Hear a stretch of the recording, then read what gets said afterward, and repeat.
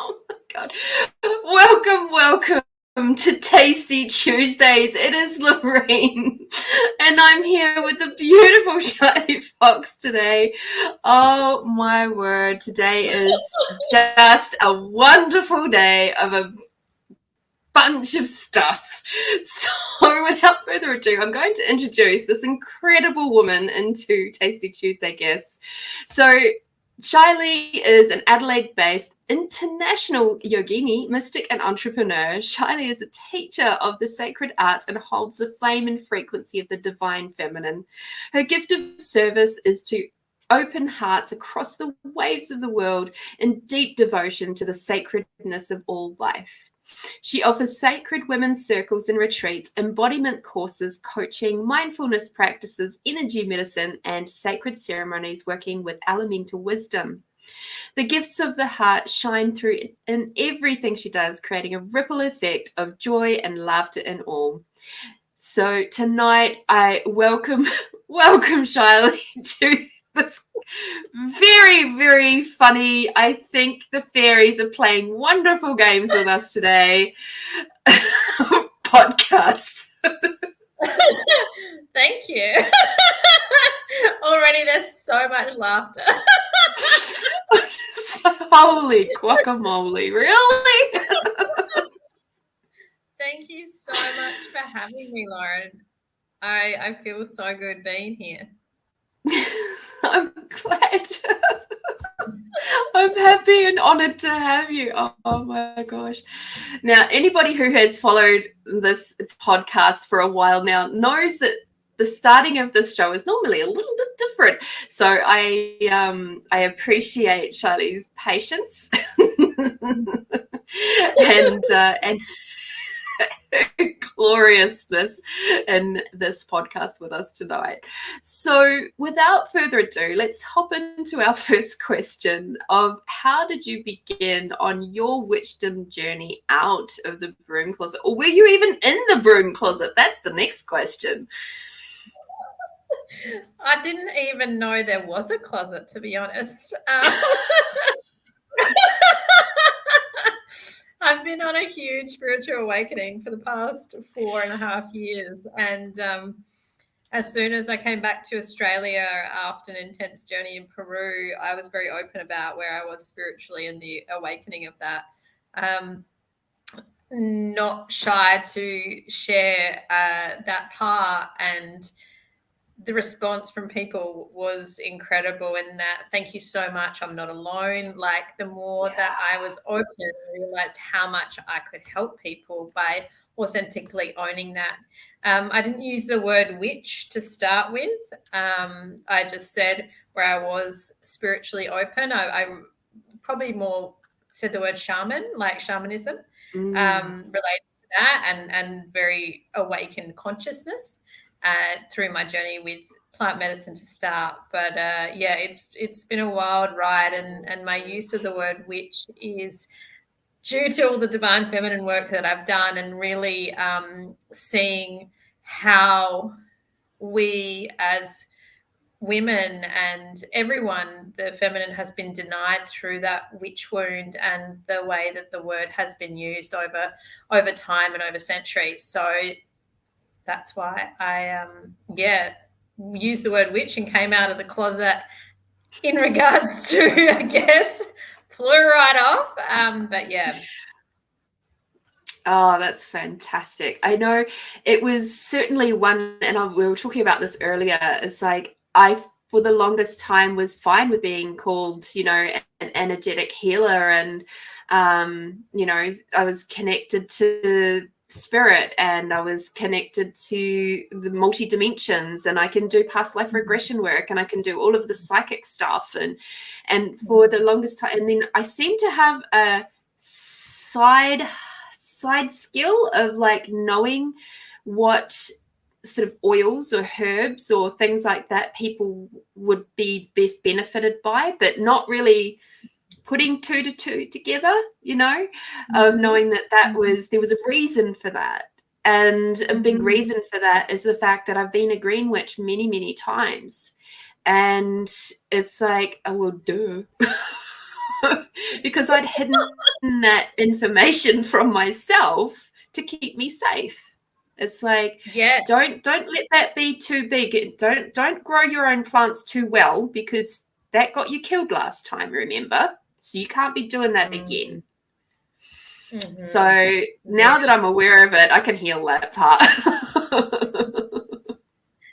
And you touched right on it, is that word safe, but the reason why is due to fear that's been put into people, and especially those of us that have had past lives as being witches. I know that through the past year I've had to deeply heal a lot of my witch wound, and the fear of reprimand that comes up with, you know, us expressing authentically who we are. And to me, I mean, naturopathy is a trade of the witches. It's, you know, herbalism.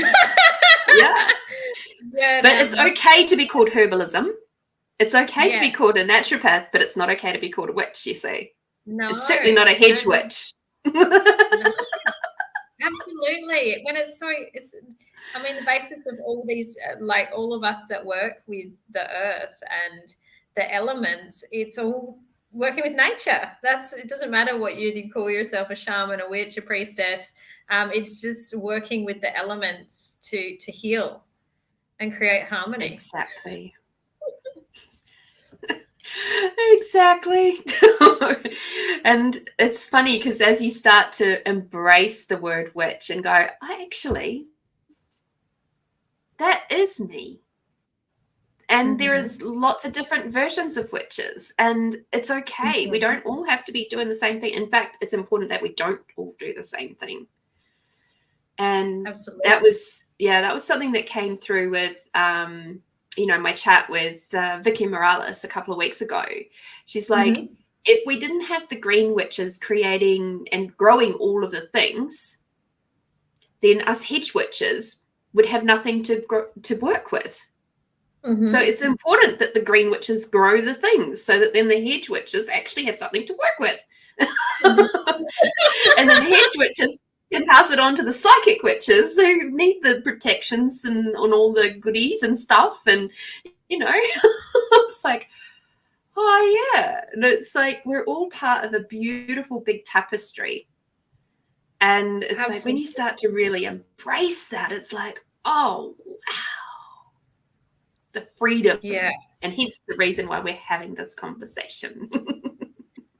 Absolutely. And the amount, you know, coming back to creating safe space for people to authentically express and women to own that part of themselves and know that there's no fear of death in this lifetime. Fear of judgment, yes, because it's still got a lot of fear around the name, but letting go of that that fear of reprimand, that we're not going to get burnt in this lifetime.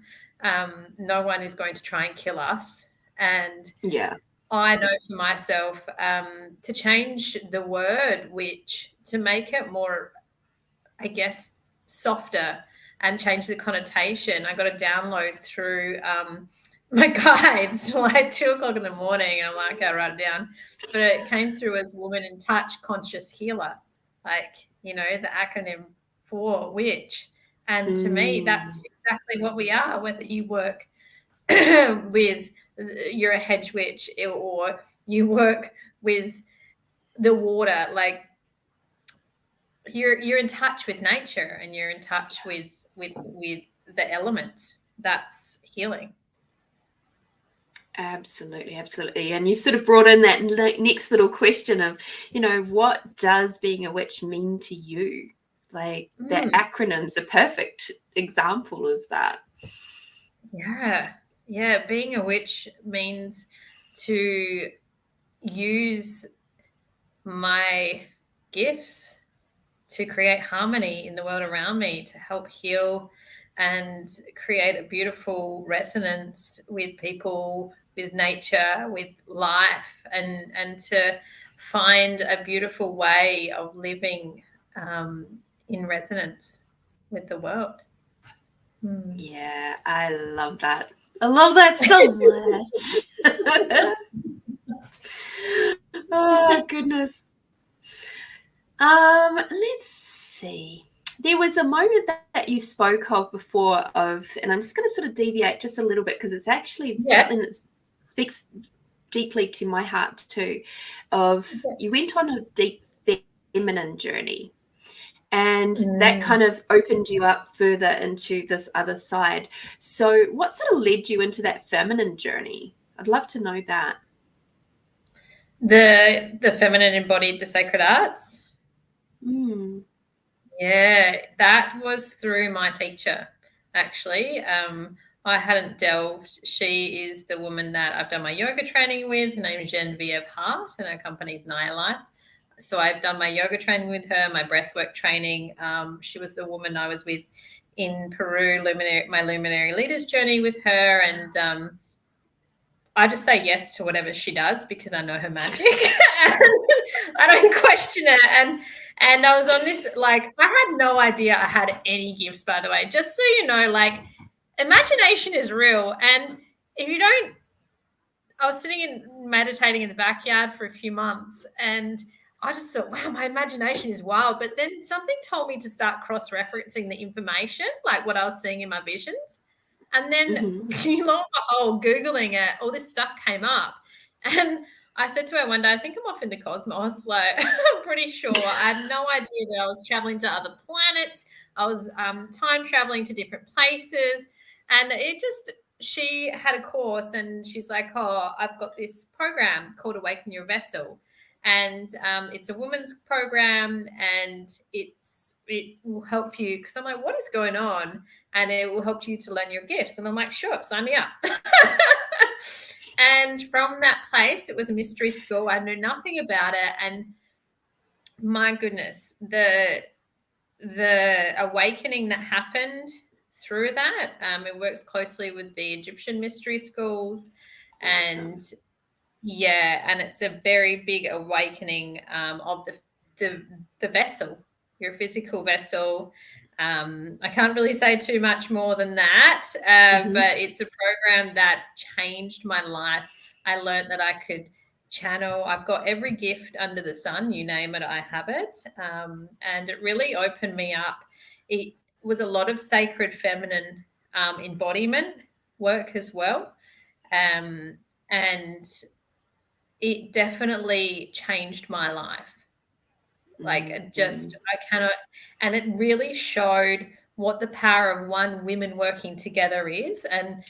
And we've never had that sister wound, that witch wound, the competition wound, that's so taught to us women because we're so powerful together. That's how it's been put, to see each other as competition and miss out on that connection. And this course really really showed the power of women coming together and what you can shift, not only as the group working together, but for the whole entire collective of women on the planet. Like, it blows your mind. Like, we're not just doing this work for ourselves, we're doing it for our ancestors, our lineage, but every other single woman. And it was interesting because I had no idea that's how this energetic stuff worked. And then listening in the weeks that we did the program and listening to the women around me, what they were going through, I was like, wow, like, yeah. So that's how I went on this feminine journey. And it's a very big, so much gratitude to be awakened with the divine feminine, which after that I had an initiation. So the initiation into that through Isis and the Egyptian mysteries. So I have been initiated with the divine feminine frequency. And it's a very big honor and privilege to be remembering and holding that in this time of awakening. 110%.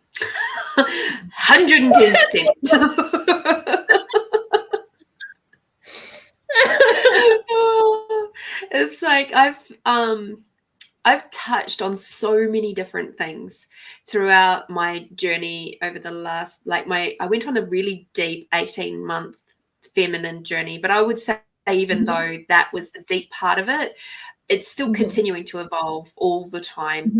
And I loved how you said about that competition aspect, because for me, I had this really interesting belief system for a very, very long time that I couldn't work with women because they would just stab you in the back.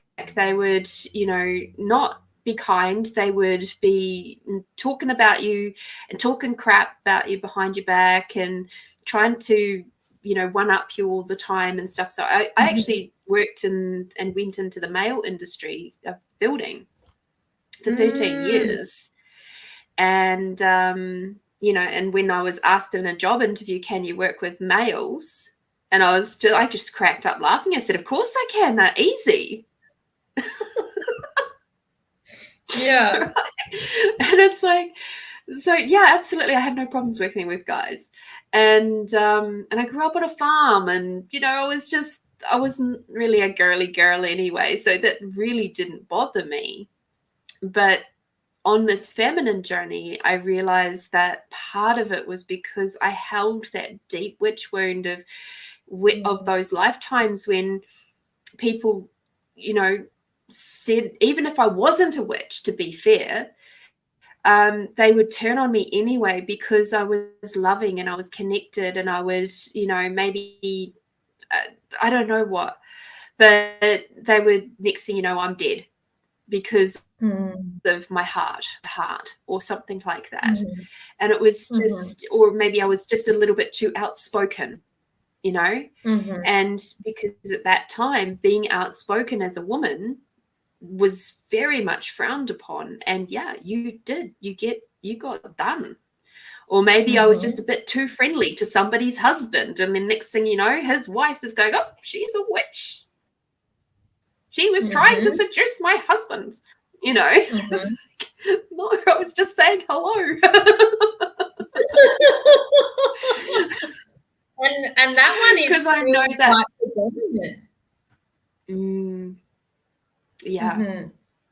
Yeah. So I had, I know for sure there was some very deep wounding sitting in there around that and not being able to work with women for a really long time. But then through my feminine journey, I sort of uncovered a lot of these beliefs and things and went, actually, that doesn't resonate for me anymore, and was able to heal a lot of that stuff. So, I have been able to work with women, and, I went into some very strongly dominated women industries of childcare and then at-home disability care. And, that's a very strong women-dominated area of working as such. And I had to learn how to work with women. And that was fun. From just a normal sense, not even like a creative sense. Yeah, absolutely. Yeah.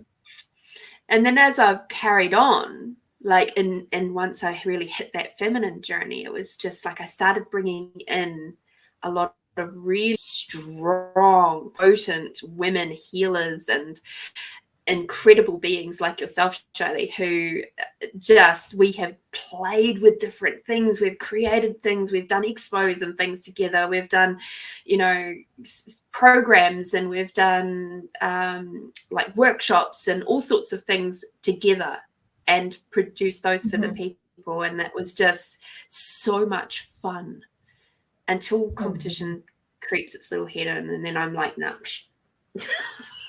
you can keep your competition, go over there. If you're here to play, sure. If you're here to collaborate, definitely. I'm here for that. I'm all for that. But as soon as anybody goes into competition, no, goodbye.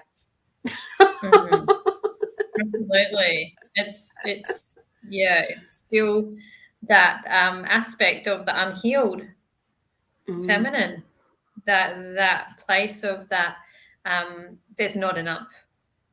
And it's going to, the way that I healed that for myself was through a relationship actually with a male who was very feminine. And and he very much it was a journey of we can't be everything, and no one is there to take from us. We're all aspects of each other. And I found for myself that's really what helped me to heal that competition wound, the jealousy wound, actually, was, to me, that's what competition is. It's seeing someone as a threat, and feeling like you lose something. And through that relationship, I healed that. So that's amazing. Because I think that's where the dominance is, the competition. We see competition in business, so many places that lack mindset, and it's, to me, it's all wounded feminine. It's not a masculine wound at all. It's a feminine wound. And that place of manipulation and dishonesty, which is black magic, that's what we're taught to fear. And I have some interesting points of views around that. Interesting. Okay. That's, I'd love to hear them, because I've worked, as someone who's remembered a lot of their time in past lives as a healer, as a priestess, as a witch, and how Atlantis fell, how Lemuria fell.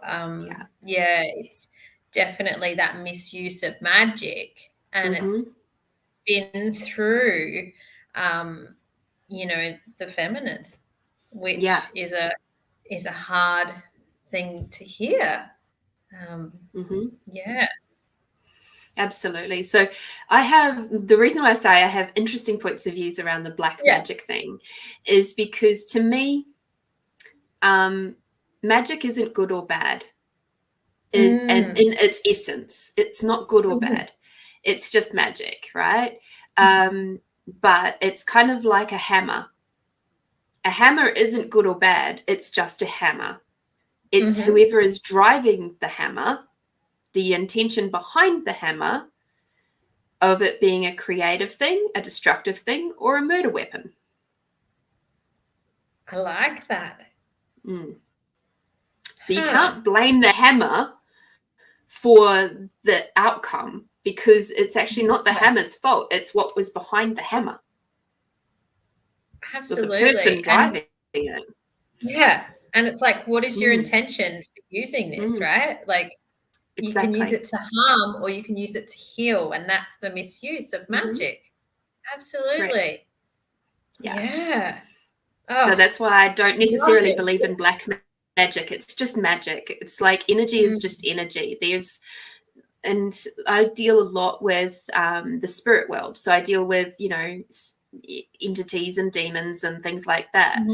And I don't see either of them as particularly bad. Some of them are a bit more mischievous than others, because, they're beings of their own right. And, it's like the elementals as well. I had a beautiful conversation with a friend around fairies the other day. And I was just like, to me, fairies are not these, like, you get two different versions of fairies, thanks to good old Hollywood.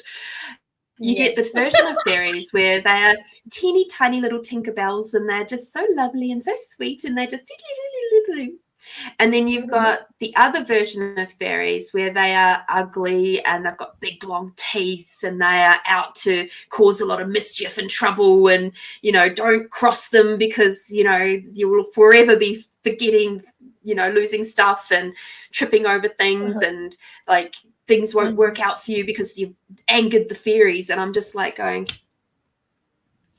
dude, that's not my truth. It's sort of probably somewhere sits in the middle of those two things. Just like we can all have our good days and we can have our bad days too. We have those moments where we can be right little biatches, and we can get angry. And it's like Mother Nature has her moments. She cries the tears of the rain, and gets angry and hot sometimes, and they go through their emotions too, and it's okay. It's just, we've got to be an allowance of each other. Yes. Yeah, absolutely. The way that we work through our emotions is the word through. We don't work and release them without feeling them. And it's from that way that we can express fully the repression of the emotions of the feminine is, again, coming back to that suppression and oppression that we've so been taught. Hence why the even word witch of it being used is still feared. I say, people are like, what do you do? Like, what do you actually do? And I'm like, I'm a modern day witch. And the reaction is very polar different. Like there's either fear or there's like, ooh, tell me more. And it's generally women that are, they're like, oh, like, okay, I need to talk to you.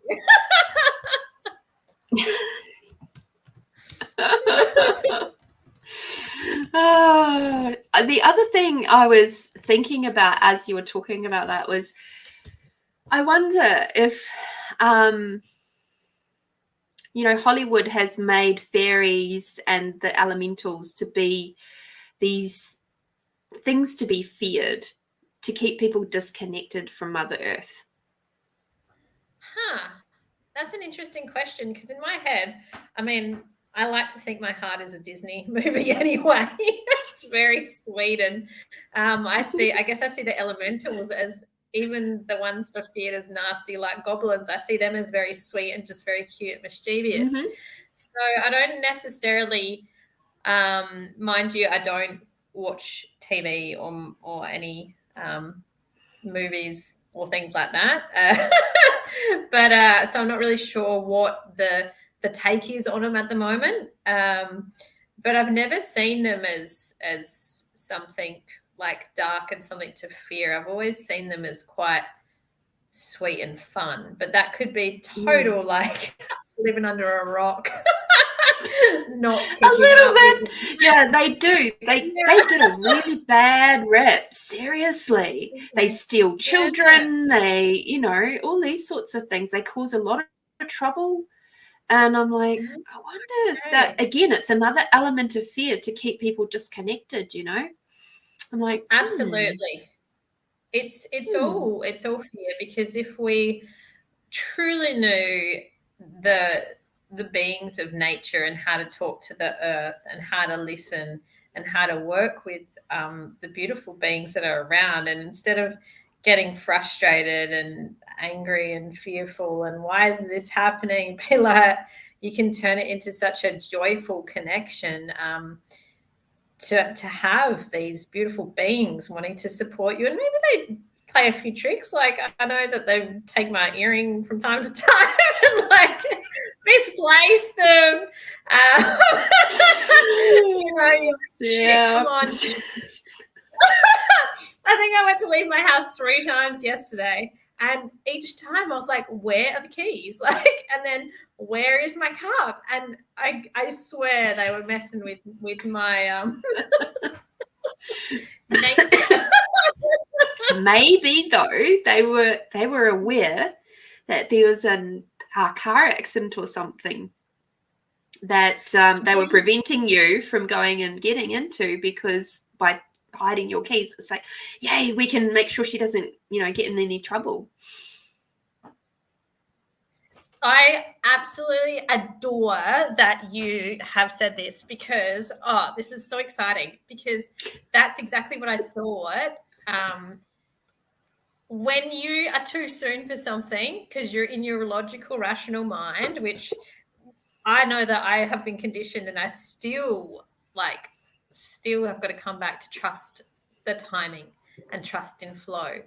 But I noticed I used to get quite mad if I didn't get somewhere on time, and it would all be like time conscious, oh, I'm late, oh, I'm a bad person.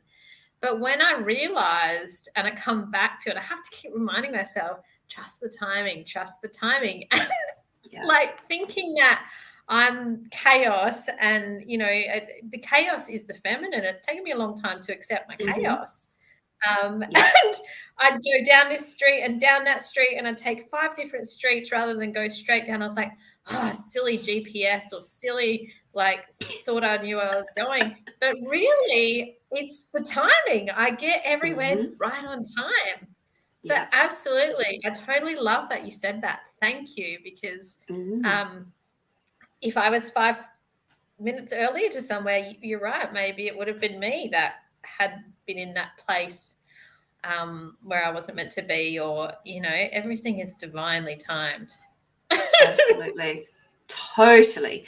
And it's really, part of the reason why I bring that up is because in the last, I would say, since my last big upgrade, which was about 3 months ago, the timing thing, the intuition of when to leave to go to things has been so much stronger. It's just sort of like I almost get this push to go out the door, or this to stay, and it's just sort of like it's almost like they hide the clock from me, so I can't see the clock if I'm meant to wait.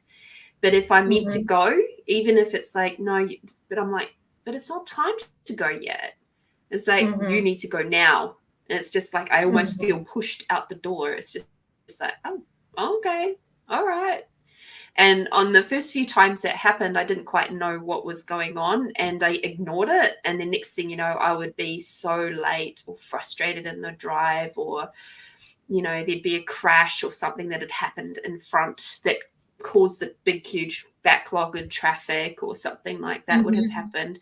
I'm like, well, if I had left when I had that push to go, that I wouldn't have been caught up in all of that. I would have been in front of it instead of behind it. I was like, okay. And that was just about becoming really consciously aware of what was happening, the elementals and my spirit team and all of that, trusting them more. And that's happened in a big way in the last 3 months. Delicious. That know that let go of control. That's what comes into my head, is letting go of control. That's a really big one, and very hard for a lot of people to do. Oh yeah, I think I'm still trying. So I'd love to know, what is your most favorite witchy practice? I had to think about this one, because I really do love, I love saging and doing the house, setting the seals, the prayers, just clearing space. However, one of my favorite witchy practices, probably my most favorite, is like kitchen alchemy, like cooking in the kitchen, creating magic there is one, very grounding, but that's to create alchemy with nothing. Like, you bring me into your house and you say you've got no food, or you've got nothing to make, and I will make you something that is delicious, and it'll just knock your socks off, because I have the magician within me, so I know that I can create something from nothing. So I guess that's one of my favorite witchy things to do, is magicianize out of thin air a beautiful creation, and it's generally the kitchen. You're a kitchen witch. I love it. Amongst all the others that you do, but you're a kitchen witch. That's so exciting. Yeah. It's like, you give me, like, if people only knew with MasterChef, you get a box from I used to get deliveries from a guy, and this is before I called myself a witch, up in Birdwood. He is such an amazing man, and he would deliver a box and you never know what's in it. And so it's like, okay, like Christmas, but you got to create out of it. It just reminds me of MasterChef. It's like, I could not think of anything more exciting than being given a box and create out of this and not knowing what's in it. Like, that is pure alchemy, to be able to create something from not even knowing what you have. For sure. And I actually share this with you. There was for nearly 2 years, I was a part of a fruit and veggie co-op. So it was very much the same. And it's like each week you pay your money and you were just given whatever was given in the box. And you had to figure out how to do it, like work with it.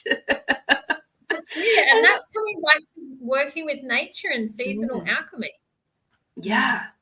And I love that. And it was a real challenge sometimes because I'd give you things that I've never ever worked with before. And I'm like, okay, this is different.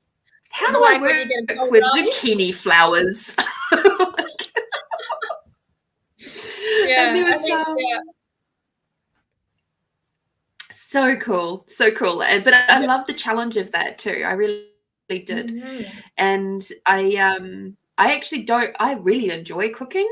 I don't enjoy going to the supermarket to get the stuff. Okay. I don't actually enjoy that part at all, I've realised. But maybe I'll have to start going to farmers markets when I move. That might change things up. Yeah. When you're sending photos of the things that come in your box and being like, how do I cook with this? What is this? Give me a name so I can work with it.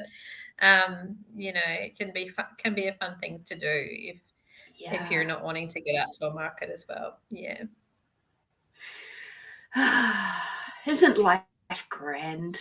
I love surprises too. So that whole random box thing, like, yeah, that's awesome.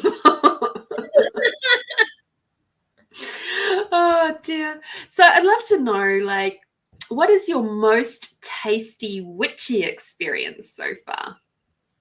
I say tasty because that's the name of the show, but it's like, when I say tasty, it's like, what sort of things really delicious, yummy, and sort of in your mind and your heart, makes you smile, gives you goosies when you think about it, like sort of plays with your senses when you reflect on it.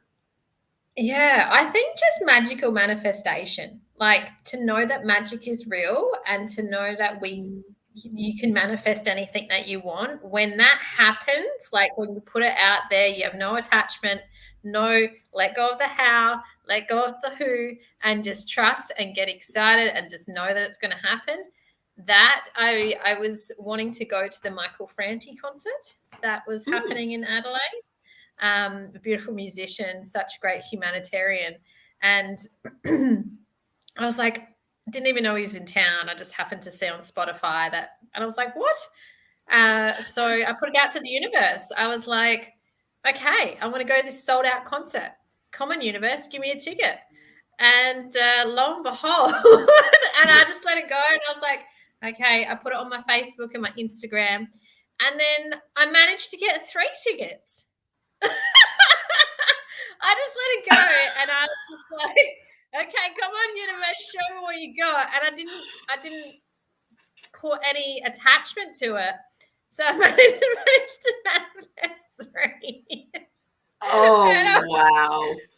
I was just like, thank you, universe. And then two friends got to come too. So it just shows the power of intention, and when you really want something, you got to really like want something and be specific and know what you want. But manifestation and magic, they go hand in hand, and that just showed me how much when you want something, if you ask spirit and trust your guides, that it'll just come. Yeah, for sure. It's that thing of being in true alignment with your ask. If you're not in true alignment with it, it's not going to come through. And quite clearly, you were in very much true alignment with your ask to go to the concert. Yeah, that's it. The intention was pure, I think, as well. I think that's the biggest thing that I've learned with using magic. And when you get miracles, to notice them and to hold gratitude for that. I feel that's a really big thing for me in this work that I do, is the gratitude that comes in and the intention as to why I do what I do. Yeah. Yeah, there was a beautiful book. I can't remember what it is called. But it was basically going on a big gratitude journey. And a beautiful friend of mine did like a 10-day challenge or whatever it was with it. And I was just like, and every day we had to do, like, it was a specific thing that we had to express, like 10 things grateful for. And it's like you got to learn how to do gratitude in the most expansive way. So it's like, I'm grateful for blank because blank. You don't, is that that really just amplifies the energy of the gratitude and then allows you to welcome in even more yummy abundance. And it was just, and by abundance, I don't necessarily mean money and cash. It can be, but it can also just be a wealth, and wealth being things like an abundance of beautiful interactions with people. It can be like people just giving you things. It can be experiences. It can be like having an abundance of easy connections. So for me doing this podcast, it's like having an abundance of people going, yes, I'd love to be on your show. Let's chat. You know, that sort of thing. That to me is what abundance is about. It's not necessarily about money. And it's an abundance of intuitive connection. It's an abundance of being able to connect to the divine, to your divine within, as well as the collective divine. You know, it's that's just yum. Absolutely. I feel that. Delicious. I know, right?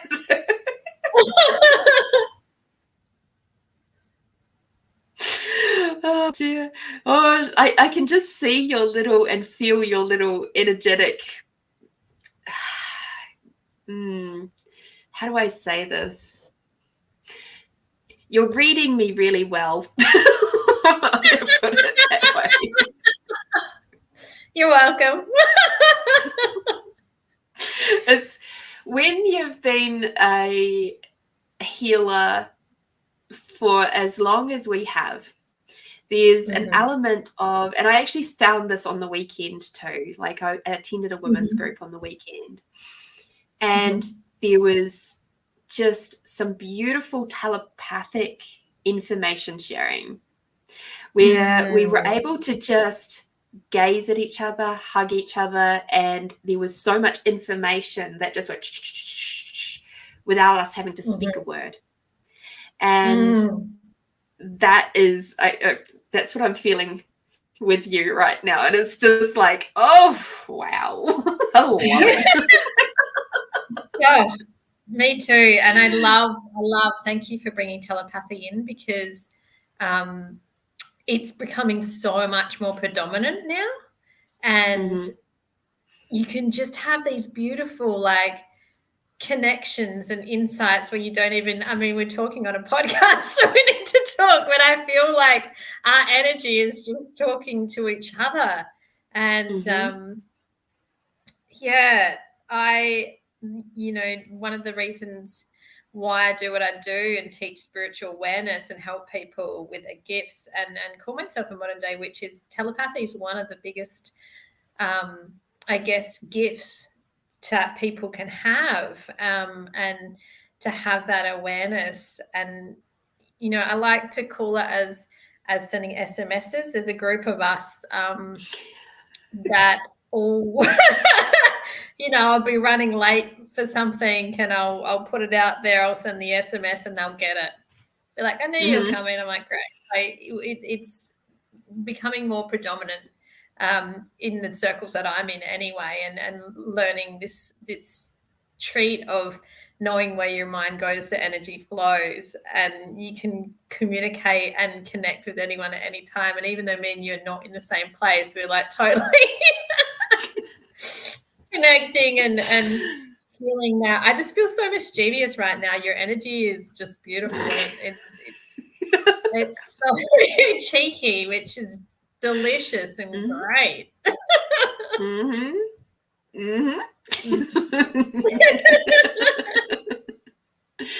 I have I don't know that I've actually shared this story on the podcast before. So back when I was doing disability work, there was a couple of clients that I have that are totally nonverbal. And one of them was not able to move at all. And the other one was someone who she could move, but she had physical disabilities. So she wasn't, and she was 15-ish. And there was one day she was sitting up in her wheelchair and she was watching TV in the open plan lounge, and I was preparing the dinner, and I just sort of thought, oh, I think I'm going to play with this telepathic thing. And I just in my head said, hey, Sophie. And I was looking at her and she was facing sort of away from me. And next thing you know, she looks towards me and she's like, did you, you could see the look on her face. It's like, and I was like, yep, that was me. And in my head, I said, yep, that was me. And she's like, like this. And then she's like reaching like this. And I'm like, no marshmallows for you. And she, in my head still. And I was like, no marshmallows for you. And then she's like, goes back and watches TV. Oh, that is so beautiful. Yeah, so that was sort of like my first, you're so welcome. It was like my very first play with being able to see if I could do this thing called telepathy with these people that literally are trying to telepathically communicate with us all the time. It's just that they are hitting barriers because we're not tuned in to recognize that that's what they're actually doing. Yes. And can you imagine? Sorry, go ahead. Go ahead. I just am so excited. Like, yeah, just because can you imagine? And again, like I'm going to come back to why I'm so open and why I teach what I teach, and I will help anyone learn their gifts is because can you imagine if spirituality was normalized? Like instead of it being abnormal or woo-woo, this is normal. Can you imagine how much it would change the lives of people such that you're talking about that have disabilities that actually change their reality because they're being heard? Yeah. And they're able to communicate in another way like that. That is just life-changing. Absolutely. There was another one that I had that was totally non-verbal, and I actually worked with them for many, many years. And there was one year where they were quite sick. They had a really severe chest infection, and I was working one-on-one with them. And I just was, eyes closed, and because I was doing percussions on them. And I said to him, how are you doing? And he said, I don't know if I can keep doing this. This is too hard. This is really hard work this time. And I said to him, okay. He said, well, I'm here for you no matter what. And he was just kind of like, I don't know that I can carry on and do this life anymore. And I said to him, well, I'll give you as much ease as I can with whatever you choose. You just let me know. And meanwhile, this is all done in my head, right? Like from my head to his head, and he's talking back to me.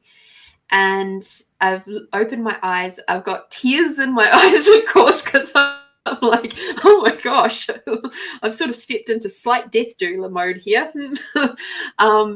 And then I looked down at him and he's got tears streaming out of his eyes too. And I was just like, wow, if ever I needed confirmation that our connection was true, it's like, there it is. Yeah. So, yeah, huge. And did you share that with anyone, or was it something that you felt like, yeah? And that's where I really do hope to help change the awareness and to, there's already so much that many people that do believe in these gifts, and with stories like your own, that's just proof that this connection that we have and these gifts that we have go so much more than this physical third dimension that we're taught. The totality of being human is we're superhuman, and we are all magical, and we all have the gifts. It's just unlocking the keys.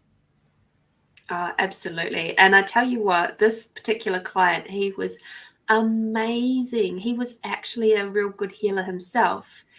And he would heal through his laughter. So he would, his mum used to have a lot of back pain, and he would laugh just randomly. And I didn't put two and two together until after I'd done a big house move, and I'd done a lot of moving myself of the boxes and all, and it's physically demanding on the body, as is a house move. And I was once again, working with him and doing the percussions, and he started laughing out of nowhere. And as I'd started, my back was sore. It was really achy. By the time I'd finished 10 minutes and he was doing his laughing, no more sore back. I was like, whoa, dude, thank you so much. And he just had this biggest grin on his face. He's like, yeah, I helped you.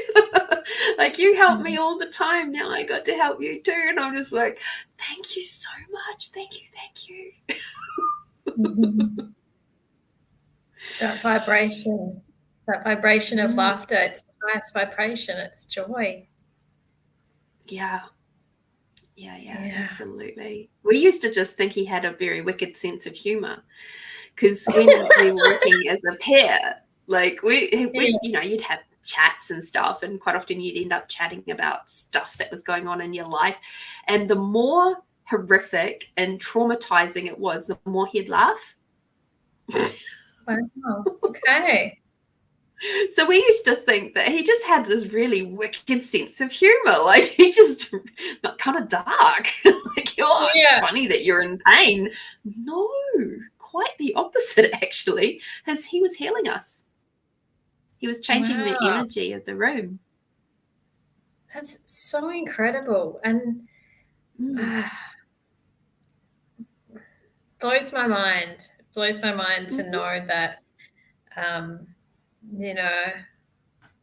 these gifts are being overlooked and passed off as,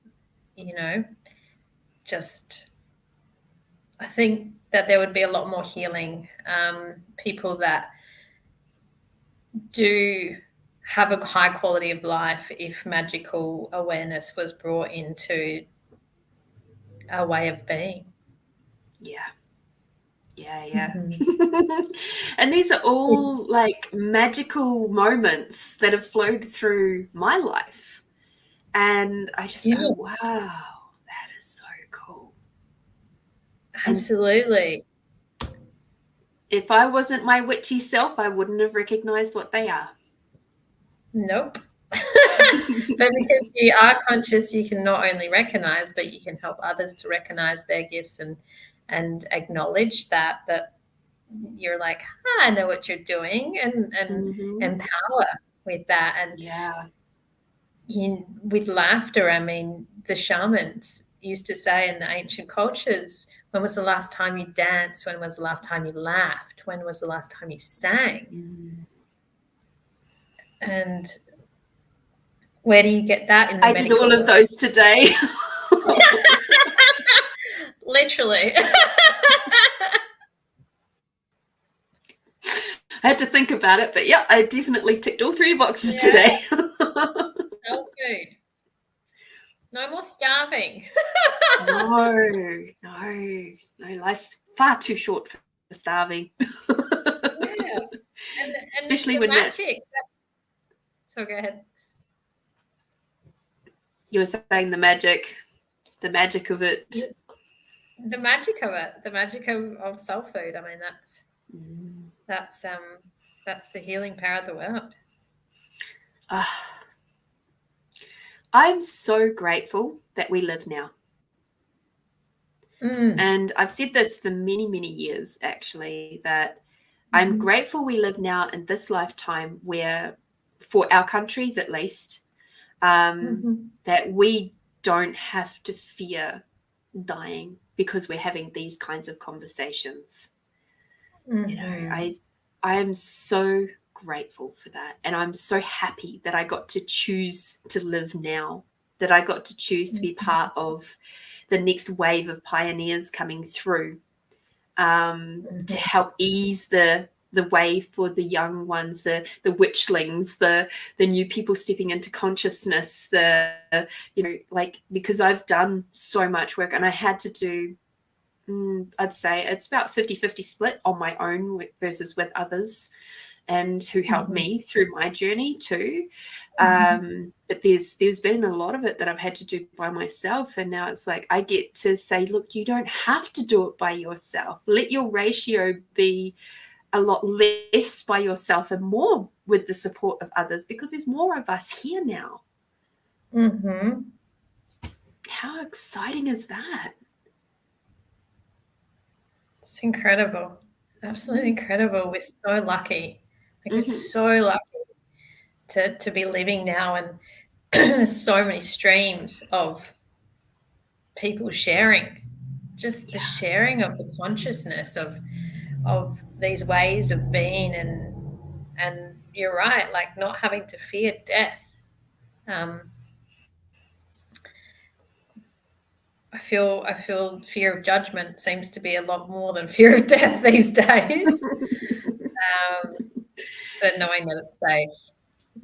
And even then, like, one of the things that helped me with the fear of judgment is to recognize that judgment is just energy. And if you are an allowance of the energies, the good, the bad, the ugly, and the awesome, if you allow them to flow through you, they can actually energize you rather than bring you down. But if you barrier up and if you create those walls against judgment, it fires it back at them, and then it gives them more ammo to work with. Whereas if somebody says to you, oh my God, I don't know what judgment, pick a judgment. I'm not sure. I haven't hit any judgment lately, so I'm like, you're too woo-woo. You're weird with all your spiritual stuff. Cool. You go, yeah, I am. Thank you for the compliment. I did. I got that exact said to me, and I just said thank you. I actually loved receiving it. It's like, yes, thank you. Thank you. It's like I get told as when I was growing up, oh, you care too much. Now I'm like, thank you for acknowledging that I have a really big heart. Thank you. Because it gives me skills that other people don't have. Yeah, it's a sensitivity to other things, the elements, to people's emotions, to people, like somebody can walk into a room and I'll know if they're okay or not. And not everybody has that skill. So thank you. Thank you for the acknowledgement of my big heart and my extra special skills. Thank you. Whereas when I was growing up, I was just like, how can you think that I care too much? Maybe that just means you don't care enough. Yeah. Slightly different conversation. Oh, yeah. It's that song that when you meet a demigoddess, you're welcome. Like everywhere you go, just you're welcome. Oh my gosh. Yeah. Absolutely. That's so funny. Man, we could be talking for hours, I think.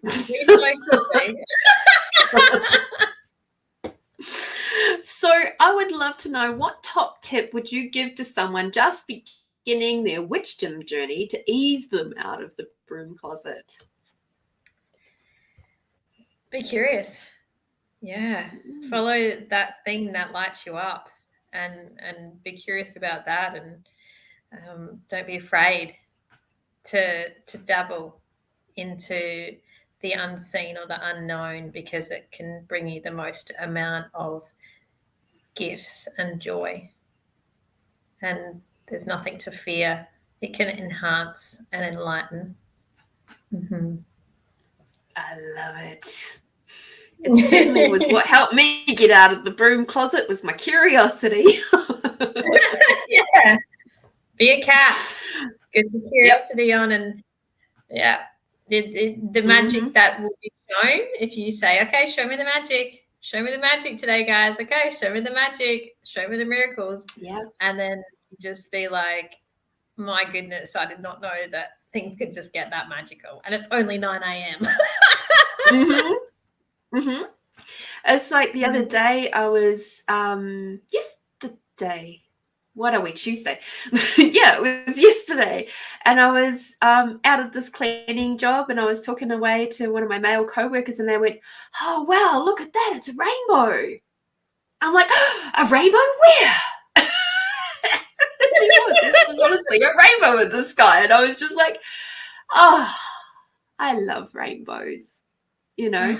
But it's like, you wouldn't expect that kind of comment if you were thinking all males are the same, from a guy, and a guy cleaner at that. It's like, yeah, this is awesome. I love this. And I love your passion about nature, because what he was doing in that moment was he was just showing that he takes notice. And I was just like, wow, that's so cool, you know.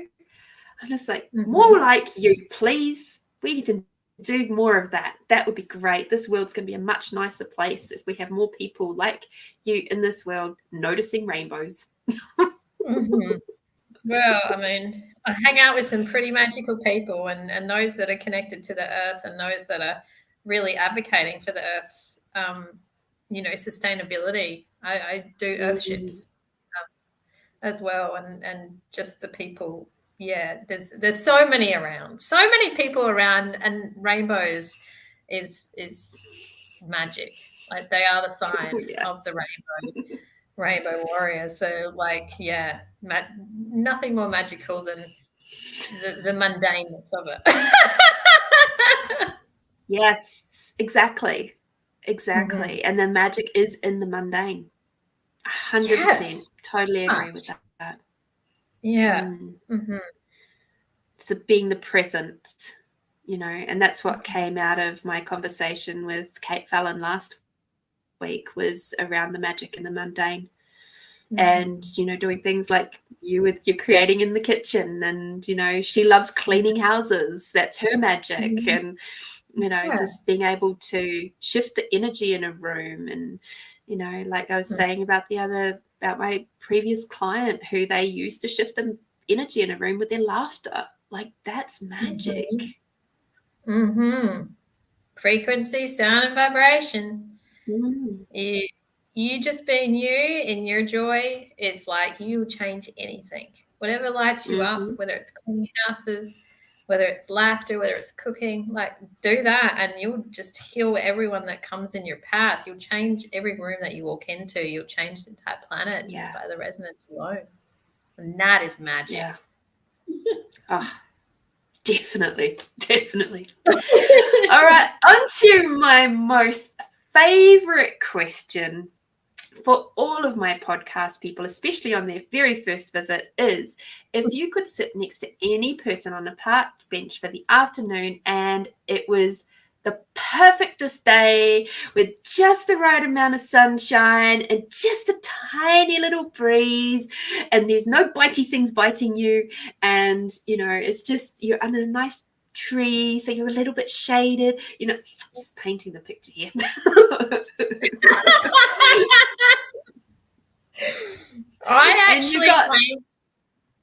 And you've got your feet on the grass, because it's nice, soft grass. Who would that person be that you would enjoy that space with, and why?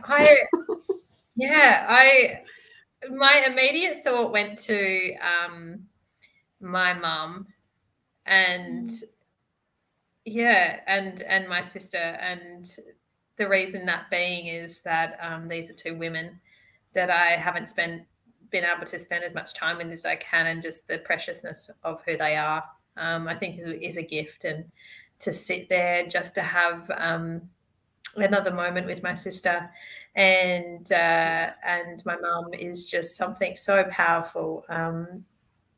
My sister, she passed away a year ago, and as much as this spiritual work is, I know my connection to spirit, it's still that physical aspect that is a part of us. And so just to have one more moment with the people that I love, it I was like thinking like not even a Brad Pitt or anything came into my head, it was just like I couldn't pick just one. It would have to be my mum and my sister. So just that. sitting in the sun.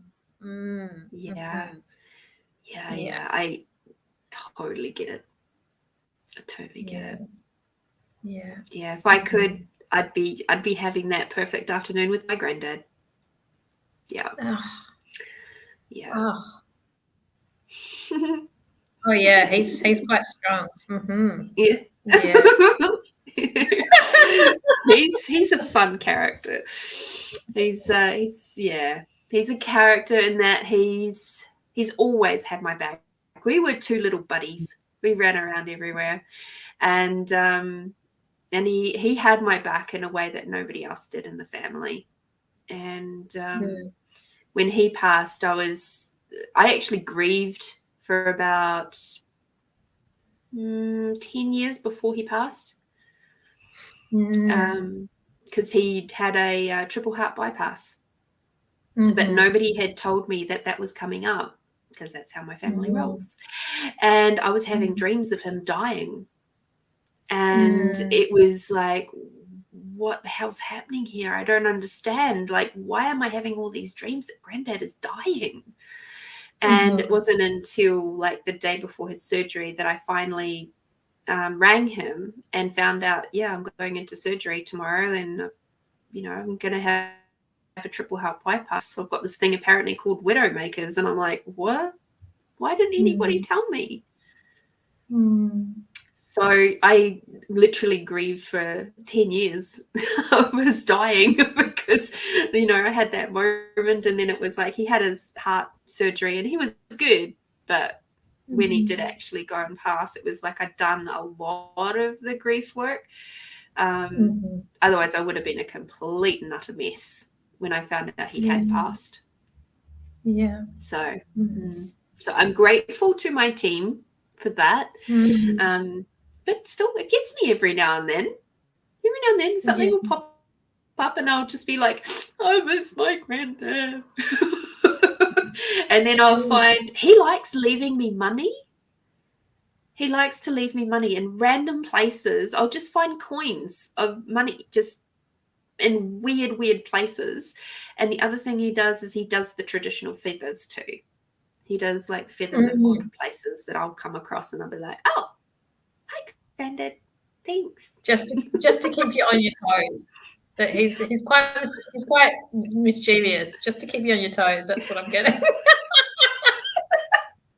So mischievous. He's a cheeky bugger. Yeah.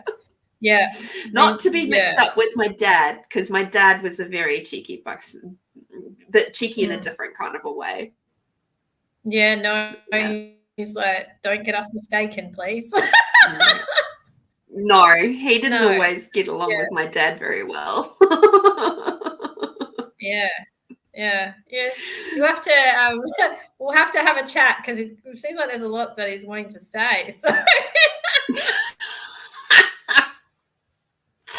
Yeah. More than likely. He is around me a lot, and especially at times where there's a bit of like havoc happening in my world, he steps in quite closely to keep an eye on me, making sure I'm okay and stuff. So yeah, it doesn't surprise me that he's like, oh, we can say even more now. He was actually a man. He was a man of quite few words, but when he did speak, it was like, listen up, you know. And he just said a strong male presence for you in those times. That's what his intention is. It's just that pillar of strength, and those the strong masculine, the divine masculine is just that. Very much. He gave the best hugs too. Yeah, because he was short. Anyway, we will talk about that more later. Yeah, absolutely. Seeing as he's making himself felt very strongly. So, and you know, to finish on that, it's the you know, right now we're being guided by the grandmothers and the grandfathers. They're all bringing us together with their wisdom right now, and being those pillars of strength for it's the time. I completely agree. It's like my grandmother on my father's side, she was very much the garden witch. She was a green witch, very quiet about it, but you know, she was very much, and she had the Celtic background. So coming through the lineage is the Celtic on that side. And so it's kind of like I got the Celtic side from them. I got my granddad's sort of psychic side. And so it was like, it was no wonder I brought my parents together to create me, because it was like I had to have all of these skills come in this lifetime for me. And it was like I had to have them. It didn't matter if my marriage didn't work. That's inconsequential. I could go on a tangent with how we choose our parents, and it seems like we have very similar lineage lines. So I'd be so interested to chat with you about that, because the Celtic, yeah. It's like I'm a really nice little interesting mixture of, you know, the English, the Irish, the Scottish, there's a little bit of Dutch in there. There's a bit of Welsh in there. And there's a teeny tiny little thread of Italian. Teeny tiny little thread. But the English sides are all very, very strong. And it's just like, oh, wow, that's so fascinating. So fascinating. Because the more I've learned, the more and more I've jumped into my feminine and more skills I've had. It's like this lineage, this blood lineage, has really started to show through in many different ways. And I'm just like, okay, we've unlocked another little lock over here, and another little gift over here is being unlocked, and another one over here. Okay, cool. What else have we got? Isn't that fascinating? I feel like we could even be related, because we've got seem to have the same things. I mean, but yeah, absolutely. That's the gift of choosing your parents. Is like to unlearn, to learn, and to relearn, like, why you chose them and what gifts they're giving you. And right now, all of our soul gifts are getting activated, but also the ancestral lines are shifting, and we're awakening to more of that magic of those parents and grandparents and lineages of what the gifts came into them. So the resonance of the earth is just lifted again, and it's all awakening our DNA to have even more come on in. So that's pretty exciting. It truly, truly is. So I'd love to know, how can people get in touch with you? What have you got brewing? What have you got sort of coming up for people to be able to access with you? Yes. Okay, great. So they can get in touch with me through my Instagram or Facebook. And I've also got a website. So it's www.shyliefox.com. and also Shylie Fox on Facebook and Instagram. I have a wellness retreat, a winter wellness retreat at the end of next month down in Imbed Valley in South Australia. That is the 21st to the 23rd of July, a weekend.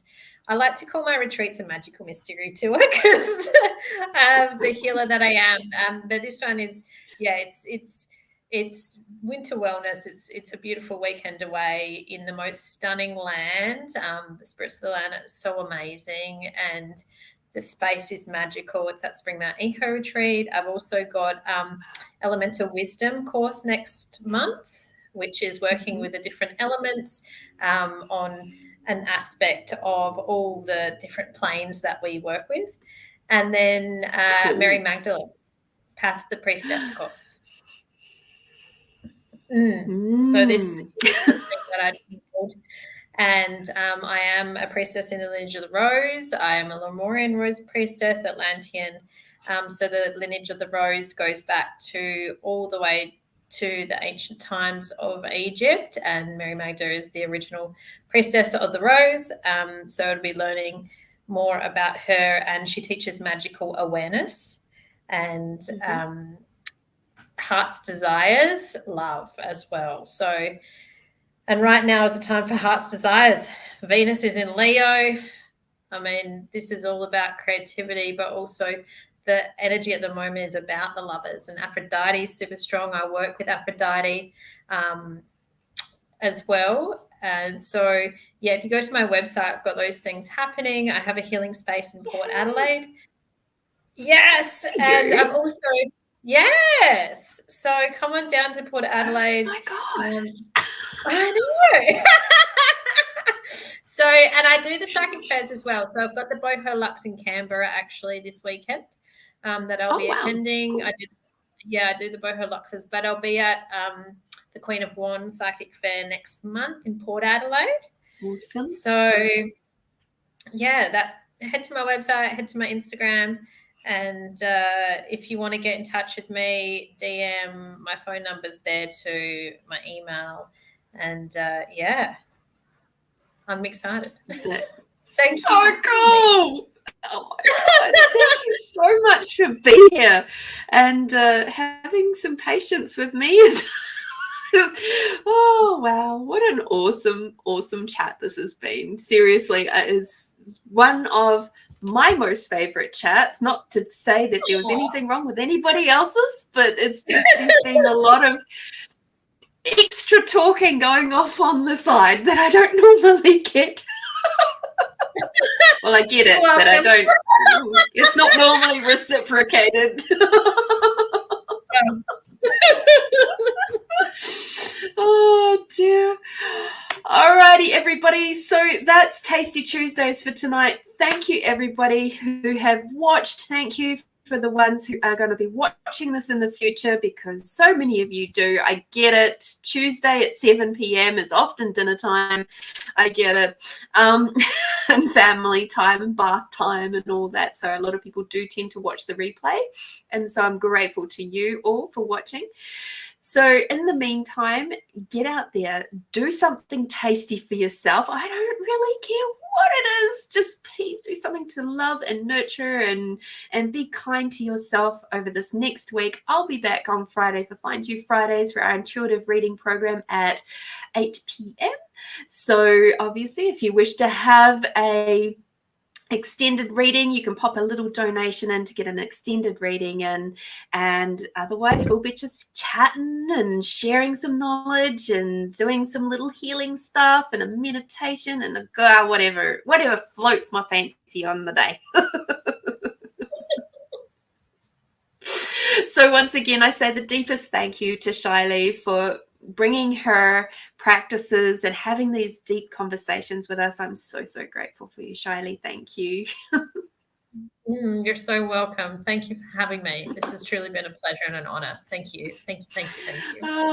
Amazing. So until I see you next time, everybody, be bold, be brave, be you, my beautiful friends.